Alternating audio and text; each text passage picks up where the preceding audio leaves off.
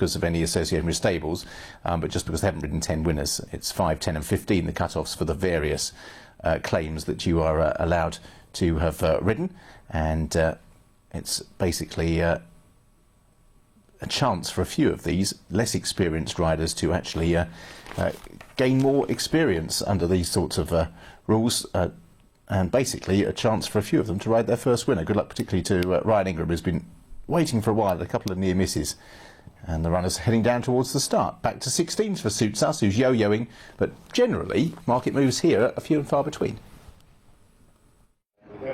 We need to talk about Cinquenta Passos, because that horse nipped out of the paddock quite early. There is Paddy Pilley on board. He'll be claiming 3. The horse wears cheek pieces for Joseph Tuitt. Both wins have come here. They've both been over 7 furlongs. The last of them 2 runs back on soft ground. So the worry is this trip, 6 furlongs on a sound surface, whether it'll be too sharp. But clearly not in bad form at the moment. Not surprisingly, the thriving leader Merry Dance is at the top of the market. Yeah, and a prominent racer likely to be up there throughout, and it's just in good form. They've not been great handicaps at Bath and Goodwood, but up to this sort of standards, it's just a question of whether the handicap has caught up. He's up £5. She's up £5 for that last win, but she's thriving at the moment. Absolutely. There is leader Merry Dance for Josh Quinn. He is claiming 5. Do you like these races that whips shall be carried but not used? Yeah, I think it's probably a good experience. I'll be honest, I haven't given it much thought.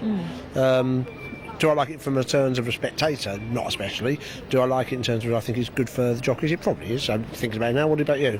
Yeah, I think it's a good idea to instill a habit of pushing rather than reaching for your whip at an early stage and building in the early stages of a young rider's education. It seems to me quite a sensible move. I certainly think more races are, or plenty of races are lost through the wrong use of the whip. So if you can get a good habit into people, that's good. But yeah, if it's part of their education, then yes, absolutely good stuff. And also the jockey coaches are involved with it, aren't they? In that, and John Reed's here today, for example, and he has a number of young riders under his wing who he's helping them advance their careers, teaching them good habits and focusing on things that they need to improve. And all of the riders here in the race would have walked the course alongside him beforehand. Yeah, that's a good thing. And another good habit to instill. It's all of that. So I think it's the right idea, and to have an experienced jockey going through things with you, you'd have to think would be a good thing, surely. So they're all at the post now, and we can possibly have a full show of betting just to see if there has been any movement. Leader Merry Dance is the favourite at 9-4, and Smart Salute next in at 3-1. Cinquenta Passos next at 7s, and then Joe Packet at 8-1, along with Oasis Spirit also at 8-1, and it's 14-1 and upwards the rest. Now, you were talking to me when we were discussing some of the earlier races that you think that there might be an advantage to make your challenge more towards the centre of the track in these kind of conditions at Salisbury. Yeah, I thought that for a while. It's not Newbury-like. I think if there is an advantage at all, I think it's up the centre in sort of on today's sort of going is the place to be. Yeah, I do. I think right on the far rail. Not that you can't win, but I just don't think it's a plus. And that's even with it being railed out. Yeah, I do. I still think that's whether the inside has got a bit compacted. I haven't seen many horses this year sort of making headway down the far rail. So, you know. And when you say it's not Newbury-like, you mean it's not as marked as Newbury? Yeah, I think that's massive. I think that's absolutely huge in the conditions, in sort of drying conditions when it's been maybe good to soften, it's drying out. I just think it must be something to do with the centre of the track drying out an awful lot quicker than the inside. I think it's a huge advantage. Yeah.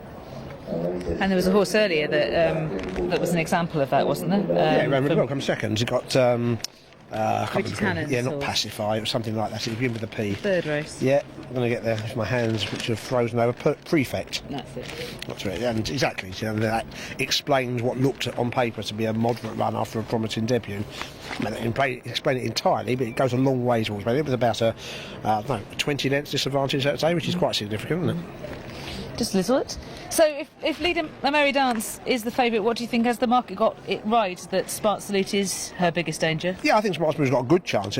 We know from last year that this mark is fine, placed off several times from a yard-end walker, which is going really well at the moment, and the return at Doncaster 3 and a bit weeks ago was perfectly fine, like a few pounds below his best but not match, and you'd imagine he's trip fitter, so he's very easy to make a positive case for. And you were saying that you can frame a sort of outsider's case for Devil's Duel. Well, the thing for that horse, I think, is the trip. Both wins have come over 6 furlongs on quick grounds. He's got that today. Last 5 races have all been over 7 furlongs or further. And it just might appreciate returning or dropping back in trip, to what seems to be his favoured distance. And any others that you want to mention again, just as the last ones go forward? I didn't think Joe Packett ran badly at Goodwood. I say the losing run of 30. It's 2011, the last time he won, so it's a long time. I didn't think his run at Goodwood. I thought it was better than it looked, and I definitely thought he needed to run the paddock before. And still think he's carrying a bit of condition today, but he's fitter than he was 17 days ago. And this is definitely a lower class race, but some horses do get out of the habit of winning, don't they? Yes, presumably though he's a good teaching vessel for a young rider to be on board. Absolutely, and he's certainly in his time competed in better company than this, so you might enjoy that, you never know. So it's been a colder than expected day at Salisbury, but the sun is shining rather belatedly, having been tucked behind a cloud for most of the day.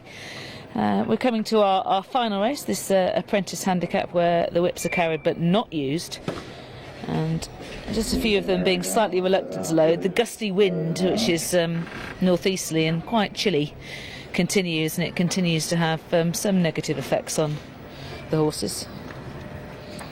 Mind you, Bush Beauty might be doing this all by herself, wind or no wind, who knows? Yeah, absolutely, but he's got an excuse at least. She has, we'll give her a free pass. Yeah.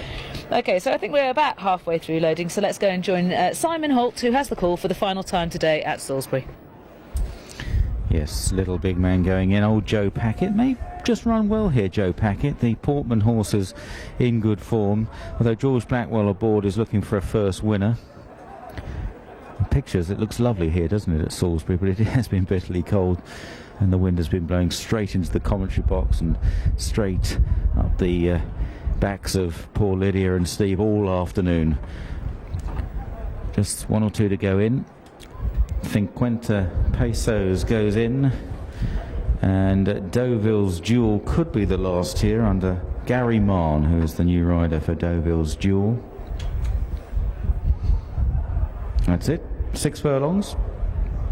And they're away, racing. Leader Merry Dance stoked along, but rather missed the kick. And Gung Ho Jack is prominent with Suits Us and Deauville's Duel going forward. And on the outside, 50 pesos. Leader Merry Dance, who has made the running, is in behind them in the maroon sleeves. Little big man towards the outside, a little bit fresh. Oasis Spirit in a noseband back on the inside in the orange with the black cap. And they are tracked by Joe Packett. And then Smart Salute and Bush Beauty is the back marker through the first quarter mile, and Gung Ho Jack, Suits Us and Deauville's Duel almost 3 in a line, tracked by Lead a Merry Dance and Oasis Spirit and Little Big Man towards the outside. Coming wider now in the brown jacket, 50 pesos, then Joe Packett, who is behind a wall of horses, followed by Oasis Spirit and Smart Salute, and then at the rear Bush Beauty. Inside the 2, Deauville's Duel under pressure, out wide 50 pesos coming through with quite a good run now to take over from Lead a Merry Dance. Oasis Spirit on the far side, Gung Ho Jack has the rail, then Deauville's Duel well inside the final furlong, 50 pesos, and Paddy Pilly leads the way. Gung Ho Jack, Leader Merry Dance fighting it out, and then Smart Salute, but 50 pesos has won. Tight for the minor, Smart Salute with on the near side Leader Merry Dance, and on the far side Gung Ho Jack.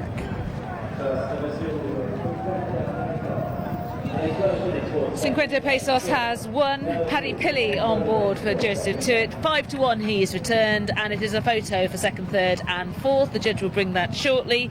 Once again, we've had a horse challenging down the centre of the track who has come out best in this event, and we can take it from the start. And 50 pesos keeps that centre field position, and Paddy Pilly quite happy to have him settled on the outside, and despite all of that daylight the horse has settled well. Here are the confirmations of the places. 2nd is Smart Salute, 3rd is Lead a Merry Dance, and 4th is Gung Ho Jack.